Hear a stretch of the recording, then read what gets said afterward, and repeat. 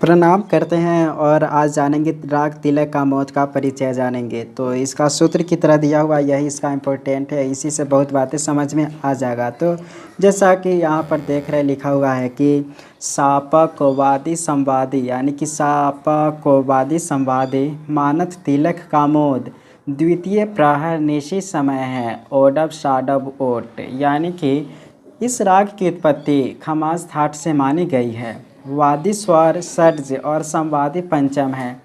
गायन समय रात्रि का द्वितीय प्रहर है। आरोह में गंधार और धैवत स्वर वर्जित इसका है। आरोह में ग और ध इसका वर्ज्य स्वर है और अवरोह में ऋषभ, इसलिए यह औडव साडव जाति का राग है तिलक का मोद।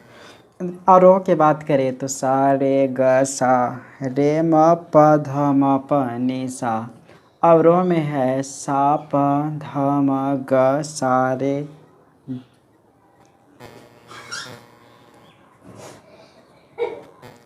और इसके अवरोह तो देख लिए, पकड़ भी इसी तरीक़ा से है, मतलब पकड़ देख सकते हैं। और मतभेद, इसमें कुछ मतभेद भी है, तो मतभेद को ही यहाँ पर बताते। मतभेद क्या है वो यहाँ पर देखते हैं।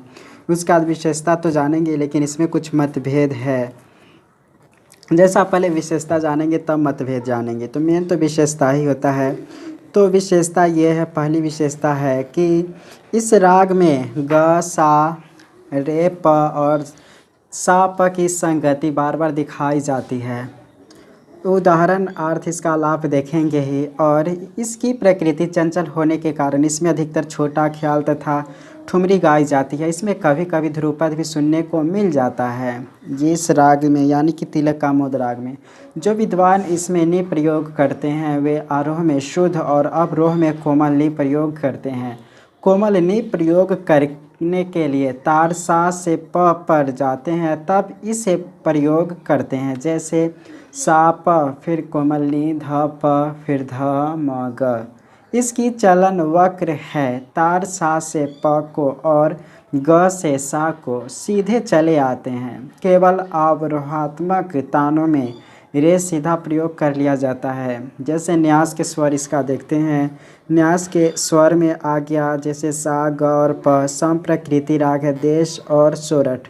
तो तिलक का मोद का देख सकते हैं यहाँ पर, और देश राग का देख सकते हैं, इससे मिलता जुलता है। अब इसमें क्या मतभेद है वो मतभेद को भी हम देख भी लेते हैं। तो मतभेद, पहला मतभेद है कि इस राग में दोनों निषाद प्रयोग किए जाते हैं। कुछ विद्वान केवल शुद्ध नी प्रयोग करते हैं। उनका कहना है कि कोमल नी के प्रयोग से बिहारी राग की छाया आएगी। इस राग में जब कभी कोमल नी प्रयोग करते हैं तो उसकी मात्रा अल्प और वक्र होती है। जैसे रे म प सा प फिर नि ध प म ग सा रे ग। तो इसमें यही यहाँ पर ये अपवाद है कि दोनों नी का प्रयोग करते हैं, लेकिन कुछ का कहना है कि नी का प्रयोग केवल ये कोमल ही प्रयोग होना चाहिए। तो यही मतभेद है, लेकिन मेन तो गुण वहाँ पर देख ही लिए हैं। जो मेन बातें हैं वो तो रहेगा ही, लेकिन मतभेद भी पता रख लेना चाहिए कि क्या क्या चीज़ में मतभेद है। फिर कुछ विद्वान इसमें रेप वादी संवादी मानते हैं, लेकिन ऊपर क्या है साप वादी संवादी है। तो कुछ विद्वान इसमें रेपवादी संवादी मानते हैं। इसमें रे को किसी दशा में वादी मानना ठीक नहीं है, क्योंकि वादी पर न्यास किया जाना आवश्यक है। राग तिलक का मोद में रे पर न्यास करने से देश राग हो जाएगा। अतः इसके स्वरूप को ध्यान में रखकर या स्वर को वादी मानना अधिक न्याय संगत है। प के संवादी होने में कोई मतभेद नहीं है।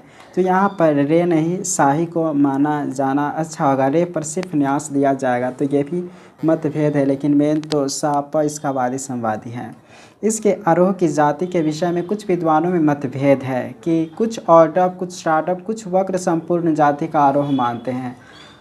ऑर्डव प्रकार में ग और ध तथा शार्डव में ध स्वर वर्ज्य होता है। वास्तव में इसका आरोह या तो ऑर्डव और या वक्र संपूर्ण जाति का माना जाना चाहिए।